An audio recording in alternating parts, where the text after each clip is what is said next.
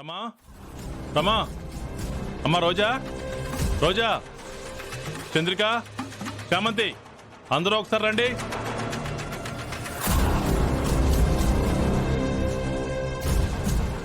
అమ్మా రోజా అందరూ వస్తున్నారా? ఏంటి బావా అందరినీ పిలుస్తున్నావు? ఏమైంది హర్ష? ఎనీ ప్రాబ్లం మామయ్య? ఎవరు కంగారు పడకండి, చెప్తాను. వెయిట్. ఎందుకు అందరినీ టెన్షన్ పెడుతున్నావు? అలాంటిదేం లేదులే. రేపేంటి?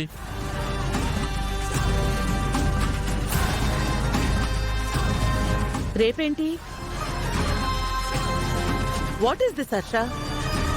రేపేం మొదలవుతుందని అడుగుతున్నాను. నీకేం గుర్తుండదే? కొంచెం ఆలోచించి చెప్పు.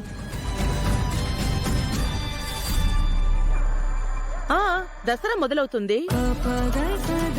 రేపు దసరాల్లో మొదటి రోజు. ఎగ్జాక్ట్లీ. ఏంటి బావా అది చెప్పడానికి పిలిచావా? ఇంకేదో ఉన్నట్టుంది. కాసేపు కామ్గా ఉంటే బెటర్. సరే, రేపు దసరా కదా, రేపు ఉదయాన్నే ఏం చేయాలి? ఏం చేస్తాం మామయ్య? స్నానం చేసి కొత్త బట్టలు వేసుకుంటాం. డజన్ గారెలు తిని పాయసం కూడా తాగుతాం. అది కాదమ్మా నేను చెప్తుంది.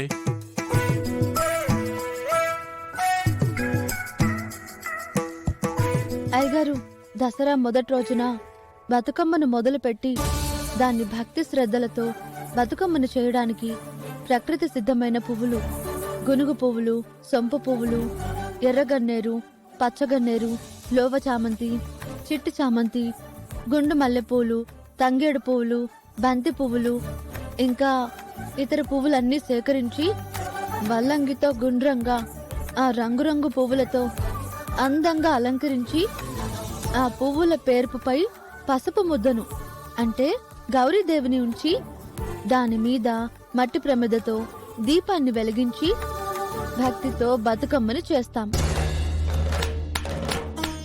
శభాషమ్మ చామంతి, వెరీ గుడ్ అమ్మా.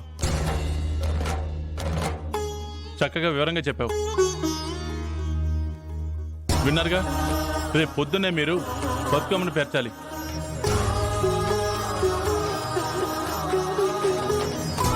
ఏంటి ఎవరు మాట్లాడరేంటి?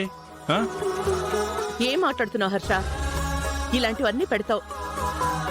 బతుకమ్మ బయట చాలా చోట్ల పెడతారు కదా, అవి చూస్తే సరిపోదా? చూడ్డాలే కాదుగా, చేయడాలు కూడా చేయాలి. ఎవరు చేస్తారు హర్ష? ఈ మాట వస్తుందని ముందే ఊహించాను. అందుకే మీరంతా బాగా వినండి.